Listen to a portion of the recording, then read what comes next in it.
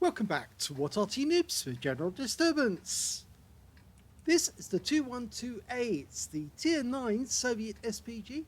This one's located on the east spawn of Airfield, and it's under the command of Oxagon, and he's got 3 marks of excellence on the barrel of his howitzer.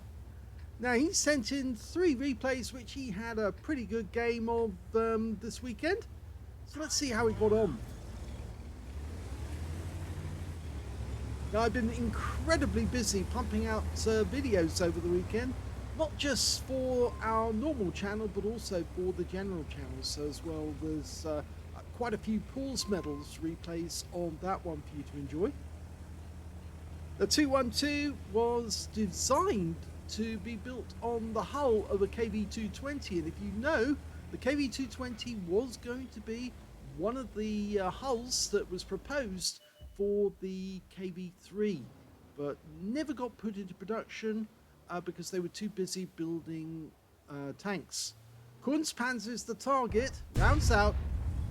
Well, didn't expect him to do that, but he's actually pulled away directly after firing, which means we don't get to see if that shell actually did hit something. It might have actually hit the Kunstpanzer, but we don't get to see that because he pulled away. And I do say to people, if you keep doing that, then we won't do your replays, because there's just no point if we can't see what's happening to the shells. It'd be like walking into a cinema and facing away from the screen, because you wouldn't get to see what was going on the film. Well, I took control of the camera there, so I did see that Struve K, or is it, no, it's not Struve, it's an SDB1, get hit by the shell for 835, and that's a low roll penetration shot. The SDB1 doesn't have great armor, but, well, it does have a good turret, but it doesn't have great hull armor, and it looks like he did take some serious damage to the hull there. Okay, looks like he's lining up a shot in the E50, rounds out. Another hit for 351. He's noticed the SDB1. I'm not sure if that's the same one.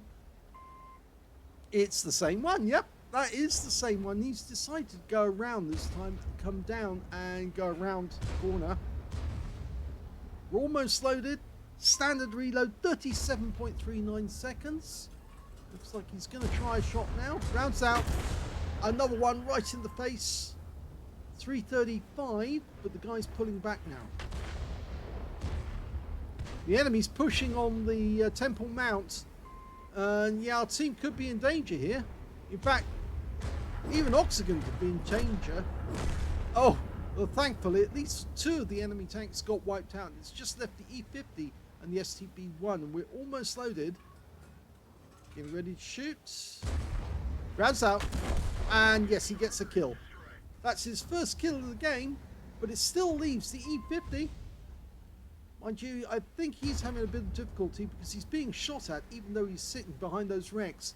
And 2 of our guys have turned up, a T110E5 and an UDES 16. Oh, it's a T110E3. And he's decided to retreat as quickly as he can, because he certainly can't stand up to the shots from an E3. Rounds out. Nice one, hit him on the rear. This time for 382. So far he's got just under 2,000 hit points of damage. But he might have more, because we don't know if he actually did hit the Kunstpanzer when he fired to the north of the airstrip. Instead, this time he's going for a Leopard. Almost loaded. Say, always watch what happens to your shells. You never know if they might have actually hit the target. And of course, if they did hit the target, there'd be no explosion, and that's all you'd know. We certainly didn't hear any explosion when he fired the shell at the Kunstpanzer. There was a very real possibility he might have actually hit that guy and never known it. He's staying with the Leopard for the moment. He's almost loaded. He's using premium consumables. That will speed up the reload. He fires straight away and gets a bit of splash this time. Oh, but the kill shot goes into our Object 261, who couldn't resist that one. Because, of course, the Leopard doesn't have much in the way of explosive armor, so it wouldn't take much for him to overwhelm the armor of the Leopard and finish him off. So we'll call that a friendly kill steal, but here's that E50 again, rounds out. That's the end of his game. So 2 kills now for Oxagon. And all of the enemy tanks that down in the south have been killed, except for one E75, who might still be there. Up to the north, we can see the Kunstpanzer again. That's the 261 laying a shell in. If he did do some damage, this could be a kill shot. Oh, it did hit him! Yeah, just like I think happened at the start of the game, that shell definitely hit the target. And there's that E75 that I was worried about. He is still on Temple Mount, right in the center of the map. Our guys are holding back the enemy down the middle in the heavy alley. And we just got their Kunstpanzer. It was taken out by our M103. So we did find them, did see him, and managed to finish him off. So although we did a huge amount of damage to him, near miss on the 257. I think that was a bad RNG call, that one. But the T10, he's well. That was sneaky. He just went around the corner and put a shell into the M103 and finished him off. Now we've got a Gorilla 15 up in the north. And we're almost loaded. Go for it. Rounds out. Long flight time. Oh! RNG, that was really nasty. The shell went right to the edge of the reticule. Right to the very edge. That was not nice. And now we've got a side scraping 257 in the heavy alley. Not the best place to do a side scrape like that, because it makes you very vulnerable in the side to any shots coming from the south. And we're about to fire. Rounds out. And he was lucky. He only got 303 hit points of splash there, but it could have been far worse for the 257. And you can see Oxagon staying there because he's got the T110E3 nearby. Or has he decided to go for the Gorilla 15 again? I think he wants the Gorilla. There's no guarantee the Gorilla's there, but there's only 3 enemies left, and that's one of them. The Gorilla 15, the Object 261, and the Batchat 25 TAP. Okay, we're waiting for sign that the Gorilla might be there. There he is! Rounds out. Long flight time. Direct hit! No penetration. It should have been, but it must have hit the hard armor at the front. And he only suffered the damage of 436, but we got the stun assist off it anyway. And some more stun assists going in, and there's the kill shot. So that was a worthwhile one because it yielded quite a lot of stun assist. Now up to 3,500 hit points of damage with potential to be more. He's firing a blind shot in on the Batchat 25 TAP.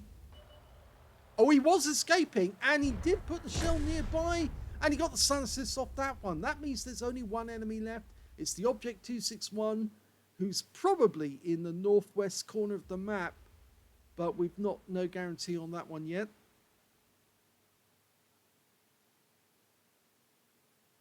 Just check the reload time when he comes off. Okay, 28.65 seconds. I said 37.39 is the usual one. He is using the B4. Yes, it's the B4 howitzer, 203 millimeters, 900 alpha, penetrating 52 millimeters of armor, and with a burst radius of 10.4 meters. So that's a big reduction in time because it's just under 9 seconds knocked off on the reload time, and the game's over. Here's the end of battle results, and that was an ace tanker game for Oxagon in the 212A. It was a bruiser medal for getting at least 5 critical hits. In fact, he got 9 in that game, and he also got a Gauze medal for doing more damage, exceeding 8 times the hit points of his own vehicle.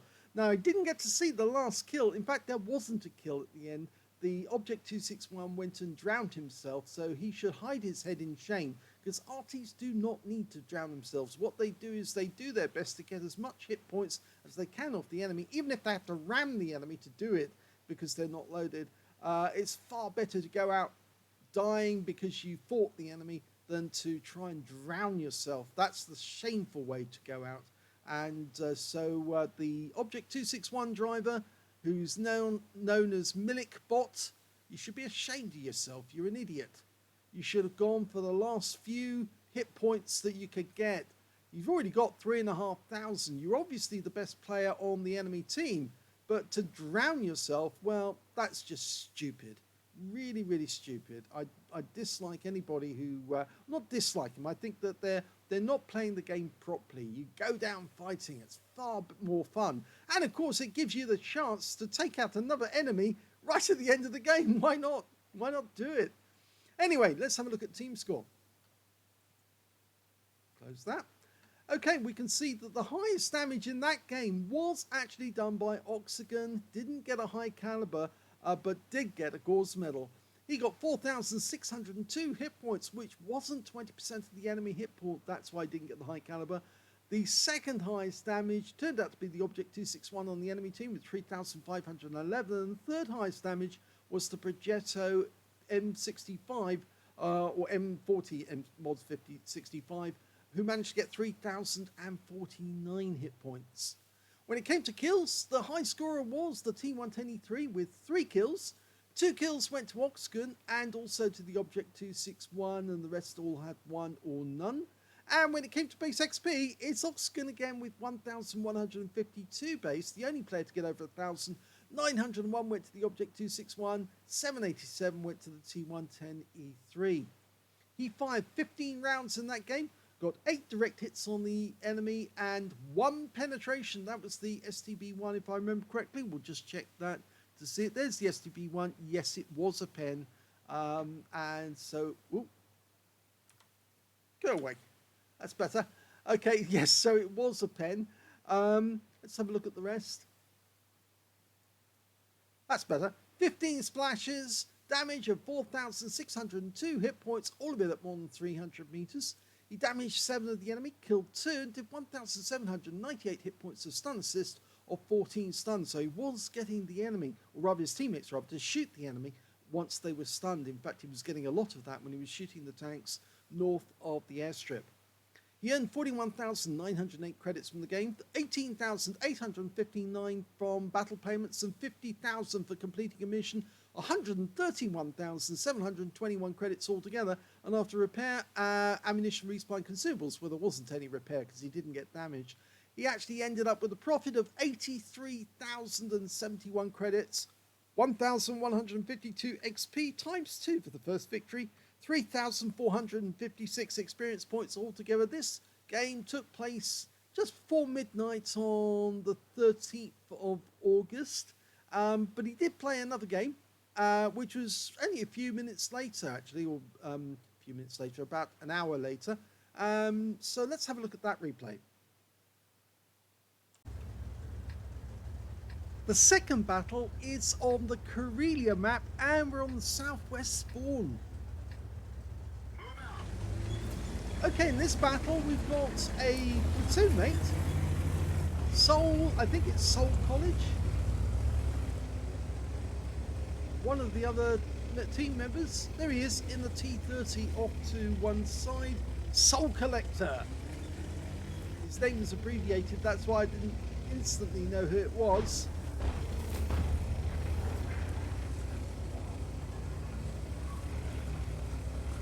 Okay, we're ready to go.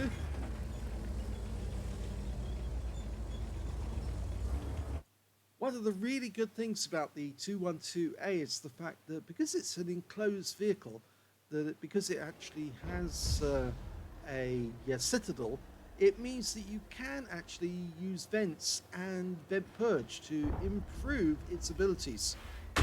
Oh, lovely shot there, right on the rear of that TNH 105 1000. 415 hit points, good start to the game. Now, he hasn't relocated after making that shot. The enemy Arty in this game are an M53, M55, so, you know, he could be on the receiving end of a counter battery because that guy can reach this far. The enemy team have already lost 2 tanks. Rounds out in the Emil, lands short. That was a long way away from the spot. But Oxagon is actually relocating straight away now.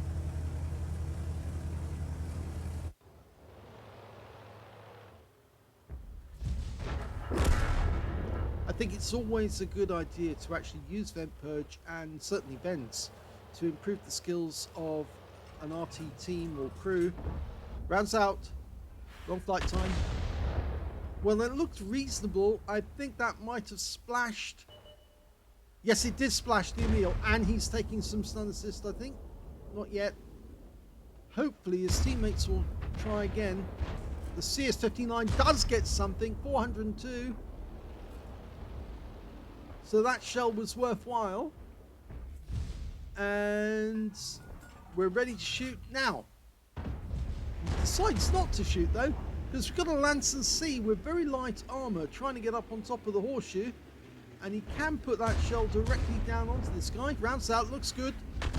Nice one! 384 off the Lanson. And the CS59 collects him because he was a bit confused. He did get rid of his stun, but it didn't help him in the long run because the CS59 had a one-shot on him. But unfortunately, our CS59 just got taken out by their Arty. So we do know that their Arty is looking at the horseshoe at this moment. With the Emil. Rounds out. Looks good. Yep, another direct hit.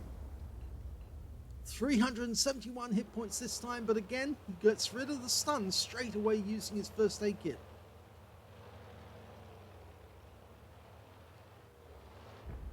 Heavy tank drivers are very wary about being stunned whilst they're actually engaging the enemy, so you know, they do try to get rid of it as quickly as they can.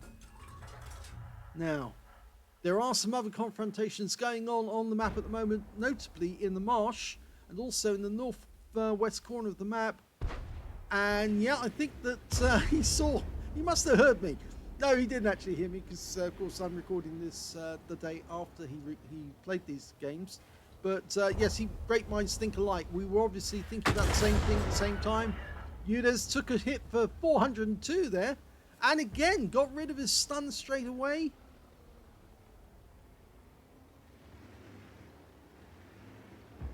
So this team definitely doesn't like getting stunned.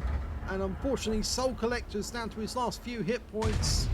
He's doing his best, but that Yudes is about to kill him. Yeah. Rounds out. Get revenge. Yeah. Nice bit. 428. Unfortunately, Soul Collector couldn't save him. Not when he was engaging two enemy tanks at the same time, and one of those tanks is a Cobra. Now, there is a fantastic replay featuring the Cobra coming out tomorrow.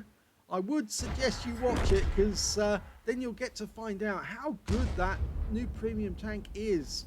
It really is very, very good, but it is vulnerable, but it can do a lot of damage to the enemy. Rounds out in the M6A2E1. I think that's also known as the Mutant.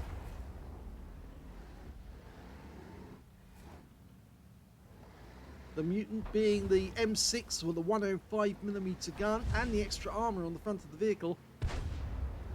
Premium M6. And he's gone.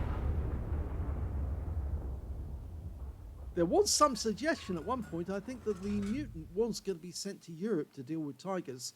But of course, the Americans really didn't have any heavy tanks as such that they could send to Europe towards the end of the war. And so they were dealing with the Tigers using lots and lots of M4s and sacrificing the M4s, just as you saw in the movie Fury, by attacking the Tigers in strength, even though they knew that it was almost suicidal and they would very probably die in the process. SU-101, side on, rounds out. A splash for 236, not bad. Unfortunately, we just lost our AMX 1390, but he was actually taken out by the enemy Arty.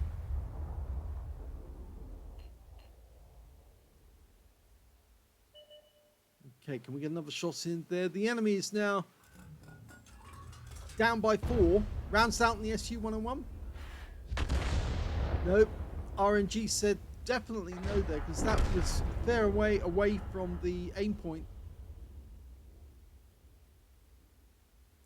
The Tortoise at the moment, we can't hit him, but he is surrounded. Got a back chat to the north. We've got 3 heavy tanks closing on him. There's the Su-101. We need to get rid of this guy if we're going to allow our teammates to take out the Tortoise. Rounds out. That's going to adjust the shell pull. It went long again. He lost sight of the Su-101 just at the wrong moment. It wasn't his fault. Oxagon relies on the other teammates to actually show him where the Su-101 was.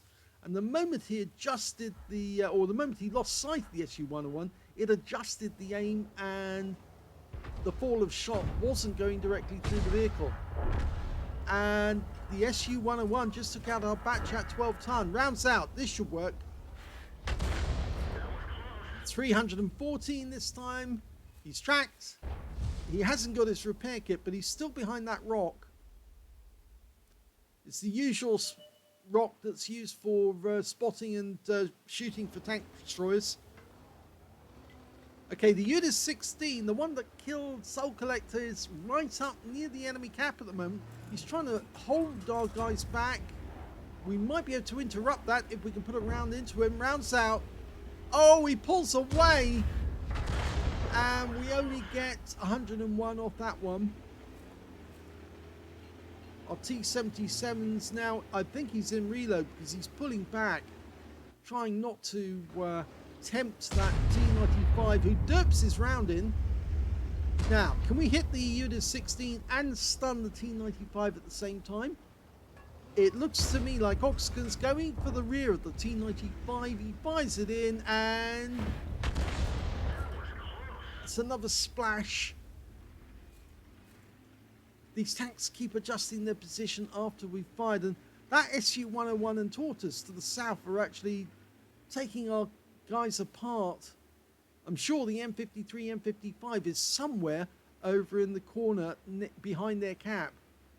And that's why he's still able to put pressure on our guys. In fact, he's... No, it's Udas, and we haven't got the range to hit him from here. Okay, so we're going to have to try and hit that T-95. Rounds out. Can we do it this time? It hits the engine.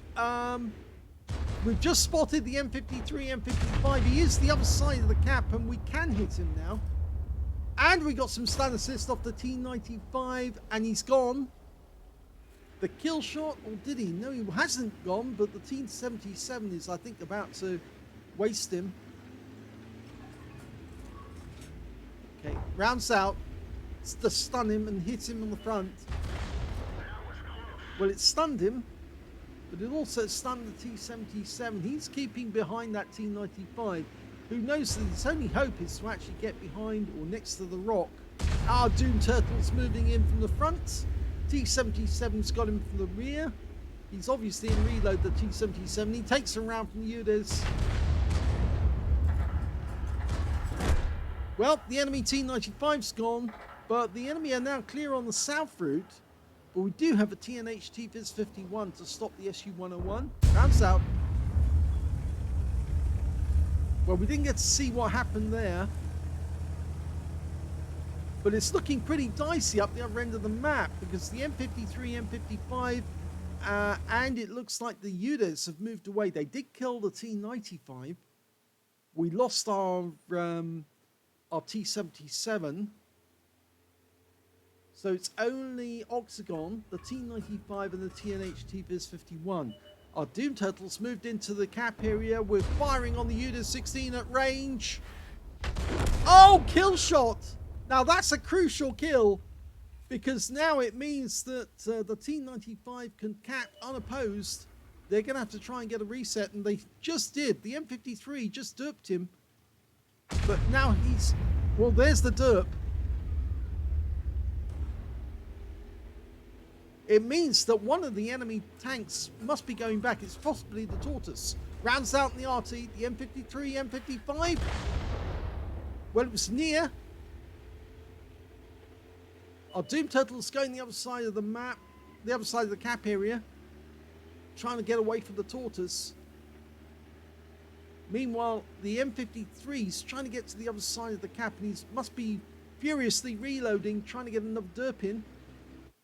Of course, he's going to be able to fire about the same time as Oxagon can. We can't see him, but the moment Oxagon gets to see him... Oh, he's pulling back. Not sure that's a good move.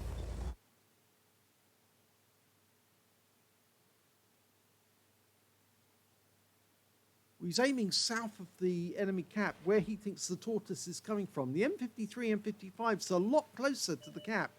There he is. Line him up. Oh, Doom Turtle gets him. But there's the tortoise. Oh, and it's not the tortoise. It's the SU-101. And he went around.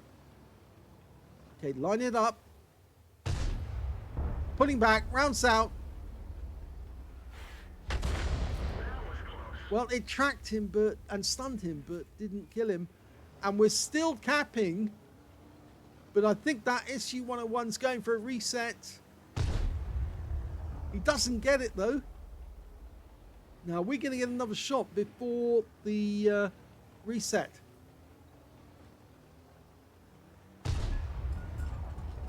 Oh, he's fluffed it. We've won by capping. Rounds out, last shell, and you can see the shell goes off into the distance, but unfortunately the game is over. Well, the good news is that was a victory. The bad news is we didn't get a chance to kill that SU-101 before the end of the game, although the enemy did lose their M53, M55, and we still don't know where that tortoise went at the end. It was the second-class tank for Oxagon in the 212A. He got a bronze medal for getting at least 5 critical hits. In fact, he got 12. And he got another Gauze medal for doing more damage, exceeding 8 times the hit points of his own vehicle, as well as a Confederate this time for hitting more of the enemy than anyone else on his team. You can see this battle took place 6 minutes after midnight. Let's have a look at team score. Well, we can see that he didn't get the highest damage in this game because the highest damage went to the tortoise on the enemy team with 4,386 hit points. The second highest went to Oxagon with 4,000. Oh no, he didn't get the second either. That went to the Udas. Sorry, 4,162 went to him. And then its third highest goes to Oxagon with 4,044. So unfortunate they didn't get the highest damage. But I don't think he would have got 20% of the enemy hit pool either way. When it came to kills, it was actually the T103 did the best. He got 3 kills in that game. 2 kills went to the AMX 1390 and the Type 61 on our team. And 5 members of the enemy team managed to get 2 kills apiece. The Tortoise, the SU-101, the M53, M55, the Cobra, and the Udas 16. So they did have some players who were fairly good. In fact, it's the Tortoise who withstood the most damage in that game. That's pretty impressive for a Tortoise. He must have been fending off a lot of damage from the enemy. How much did he actually block? Well, it's only showing 2,200 hit points damage blocked, but he certainly did a lot of damage on our team. When it came to base XP, it's actually Oxagon who came out on top with this one, 920. Still under 1,000, but 760 went to the T95 and 737 went to the AMX 1390. His platoon mate in that one, the T30 Soul Collector, unfortunately only got 720 hit points of damage, no kills before he was taken out. We can see that this time Oxagon fired 21 rounds, 5 direct hits on the enemy, but no penetrations this time, 20 splash. He didn't have a lot of RNG luck in this one, because the shells were going more than a little astray. They were going astray a lot. 4,044 hit points of damage, all of it at more than 300 meters. Damaged 8 of the enemy, killed 1, did 1,486 hit points of stun assist off 18 stuns. So a lot less stun assist, and that accounts for why he only got a second class. 35,740 credits from the game, 16,083 from battle payments, 75,054 credits altogether, and after resupply of ammunition and consumables, he actually made only 14,584 credits profit. Not a good game compared to the last one.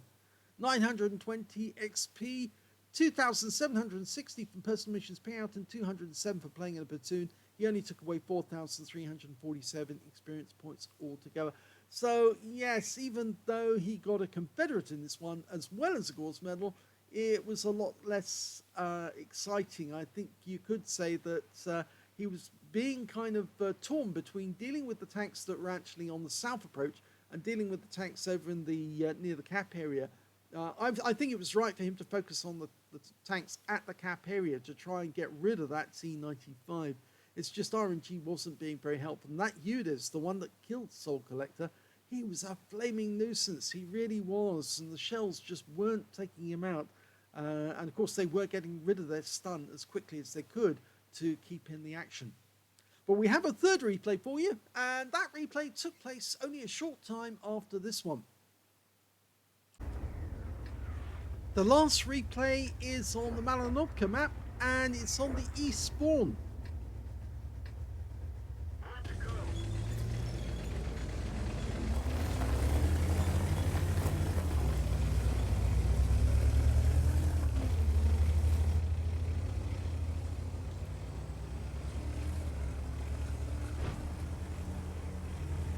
Kind of wondered where that tortoise had got to, actually. I think he must have either gone AFK or just couldn't be bothered to come back to the cap and try and get a reset.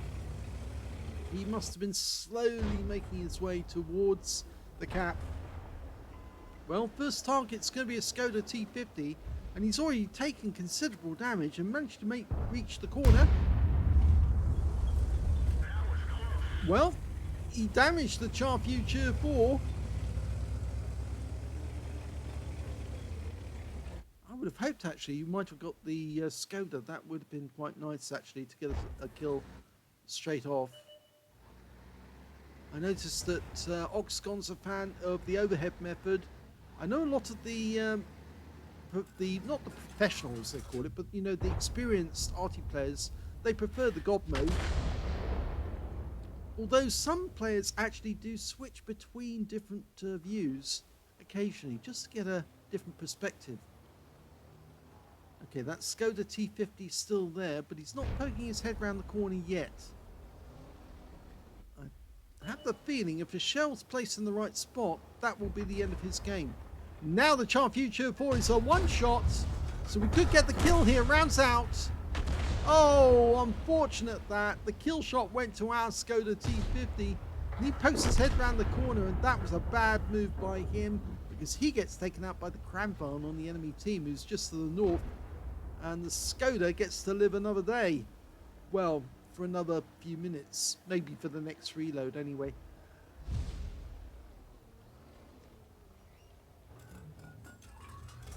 Okay, Type 61. Rounds out. Yep. RNG again. I can see this happening. It's almost like Oxagon's attracting bad RNG, because that shell, if it had gone straight, would have hit the target, but it just veered away. Now, Oxagon actually has submitted another set of 3 replays for the FE3805, and I will probably do that sometime soon. Rounds out in the Supercon. That's a hit. Now, as many of you have heard recently, the thing to do is actually to hit enemy tanks which are in sight of your teammates, so that they can actually give you some stun assist.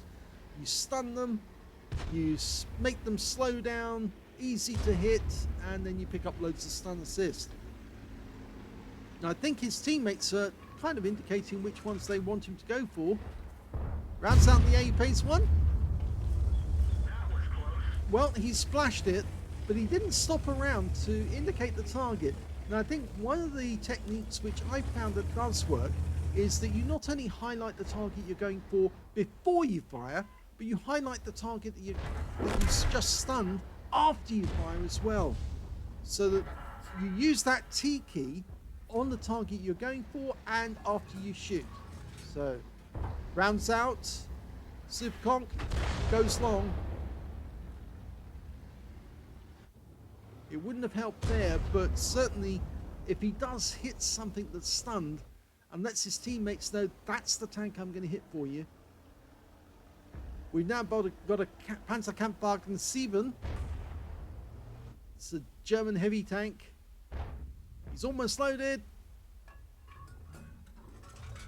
Rounds out on the spot.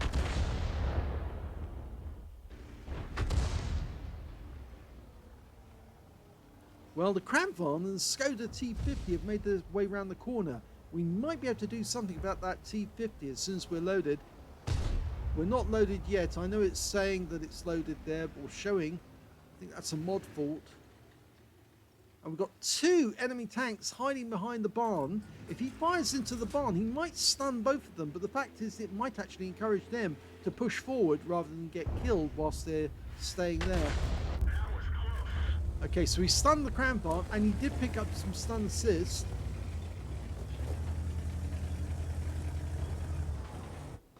Meanwhile, up to the north, we've got that Panzerkampfwagen 7 still holding on near that rock. This M60 keeps popping up to take a shot, but it's notoriously difficult to try and get a shell in there. He's using the technique which I use, which is actually to wait until the thing's visible, and then you watch until they tease the red line and then shoot. Okay, he's doing it to the north as well on this Panzerkampfwagen 7. Rounds out. No, went long. Again, I think this Skoda needs to go. He pops up, takes a shot, pulls back.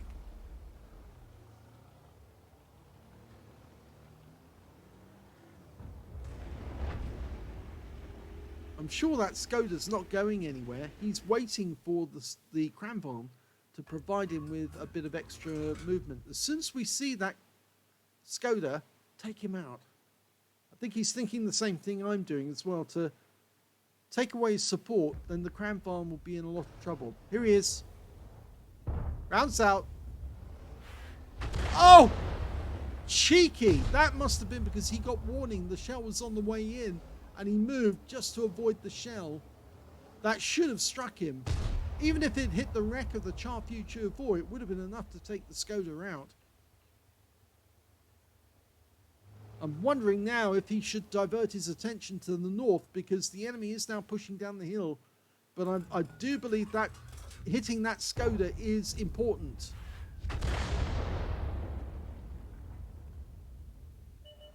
And again he escapes. Still has 67 hit points. He's living a charmed life at the moment, that guy. But he's not moving away from that spot. Okay, we're almost loaded. The enemy's got to the rock further up the hill. Wait until he's spotted. Our teammate will spot him momentarily. He'll get close. There he is. Rounds out. Yep, got him. That's it. He did it. Now he's taken away the support. There's only the GeForce and the Kramvon near the cap area, but they're not going to move because the AMX 1390 and Centurion 71 are both on our platoon. And one of those is Soul Collector, and the other one is Transy. Okay, so he's now moved his attention to the M60. I would go for... Well, can he hit this T30 as well? Both of them seem to want to go up on that ridge line. That could work against them. Yep. He does hit the T30. It did work. I suspect that that also damaged the M60. But it didn't. He actually went around the corner. Oh, but he is taking damage. And there's the kill shot. On the from the conway, takes out the M60. So that's one problem gone. Now we've got the T30 trying to come up the rise. He does kill one of our teammates. Or does he? Rounds out. Just shipped over the top of his turret. Skipped over the top of his turret, no, I should say. Soul Collector's having to pull back a bit because he's kind of in a bit of a vulnerable position there. But the Kramvon and the GeForce haven't moved. And I don't think they want to, because I think they realise if they do, they're probably going to get shot at. In fact, actually, Soul Collector's moving to a good position near the lake where he can actually do some good. He might be able to sneak round and get shots on the Kramvon from lakeside. The worry is that T30 might decide to pop round the corner and blast him with one shot. There he is again, rounds out.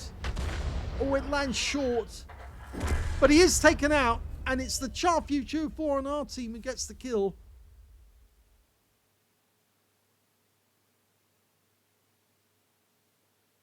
Okay, this makes the way open for Soul Collector to go north through the enemy lines. He could actually get behind enemy lines and really upset them by going after their Arty, possibly taking out some of the enemy tanks in their rear. The convoy's been found. There he is, coming in. It's one shot. Oh, Soul Collector dies. And the convoy dies. The Super Conqueror got him. Now it's just the Cranbomb. Can't get him shot on him there. We might be able to get the Type 61. He just got tracked. He's pulling back and he's gone. So we're now 2 up on the enemy.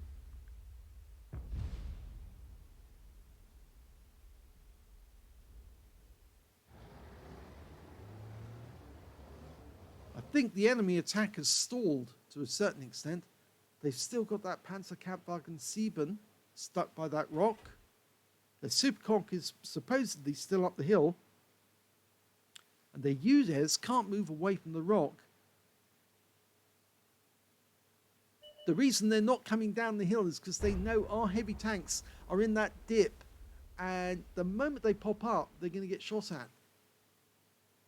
The moment they move forward, our tanks can, from a hold down position,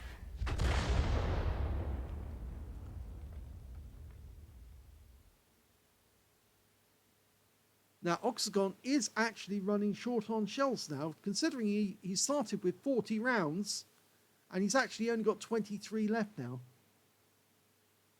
He's been using the HE rounds up until now, but he's going to have to start using the special HE, which doesn't have any stun, and then the arm piercing. Mind you, given the tanks he's up against, that might not be so bad because he can penetrate some of those tanks with the armor piercing rounds.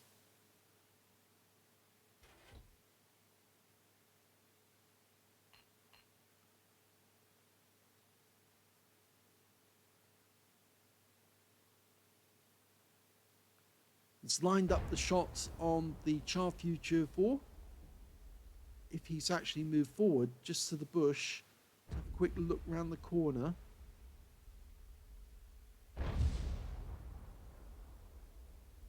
The thing is that the enemy is now vulnerable in their rear because all the tanks that are actually pushing forward are down this end of the map. The only one that's not at this end of the map is their Arty, and he's all on his own.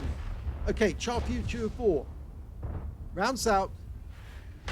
Yes, 294. The Cranbomb pops out to take a shot, but he is vulnerable. And now we're starting to see some movement. Our Centurion goes in, but takes out the Cranbomb. He did get hit. The Char Future 4 is stunned. I'm not sure if he's on reload. The M53, M55 is focusing on him. So it's a good job if Oxagon does manage to get a shell on the Char Future. Is he going to come around the corner? If he does, fires one in. Bit more splash.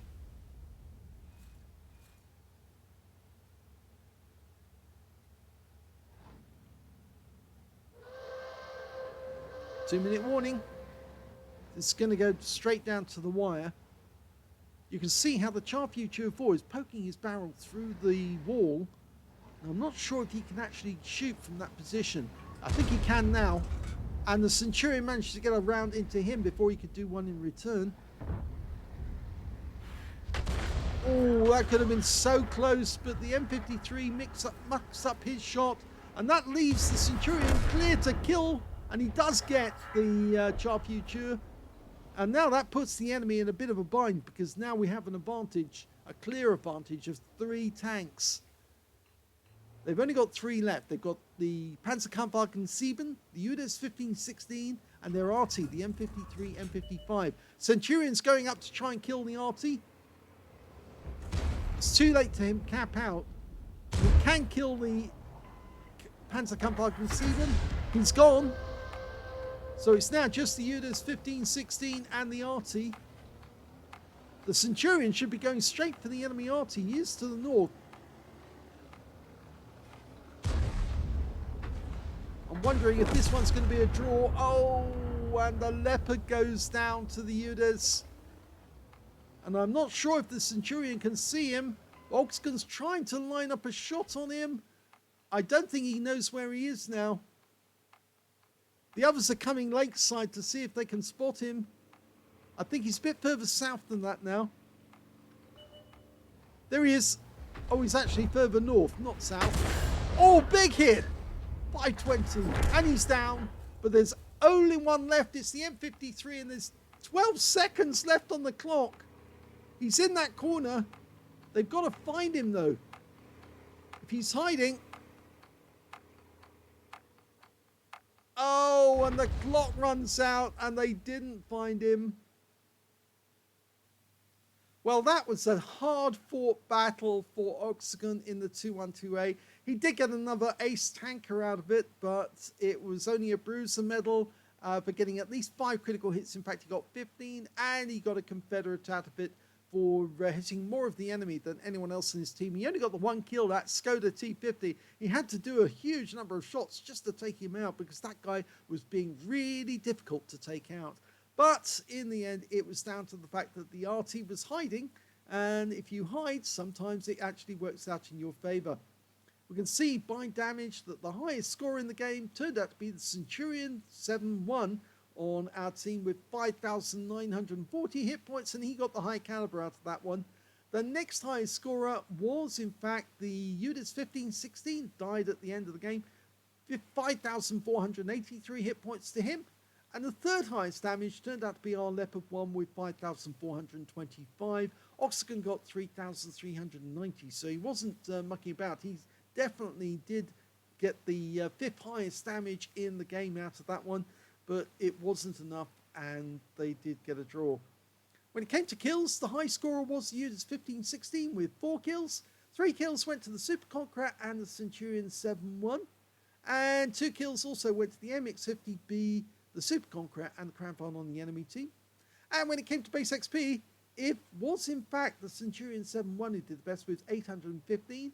711 went to the UDIS 1516 on the enemy team, and then it was Oxagon with 672. So third place on base XP. He fired 21 rounds in this game, got 3 direct hits on the enemy, but no penetrations and 18 splash. Damage of 3,390 hit points, all of it at more than 300 meters. Damaged 11 of the enemy, got 1 kill, that was the Skoda. 384 hit points of damage assistance and 902 hit points of stun assist off 16 stuns.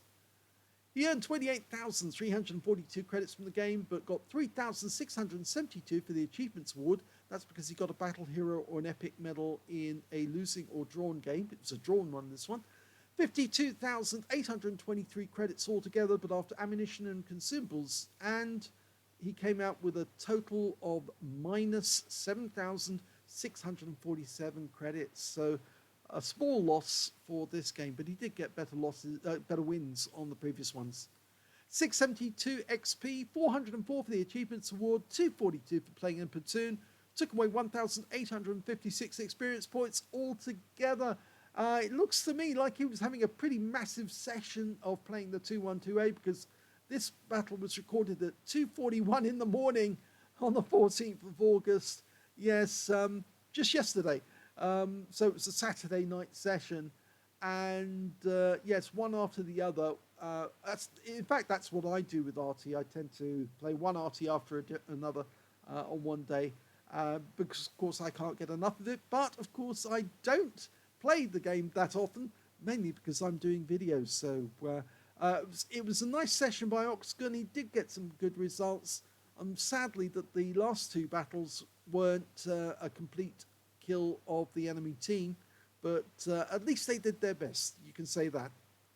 If you enjoyed those replays, please give this video a like, do subscribe to our channel, leave a little comment down below because it feeds the algorithm, and thank you for watching.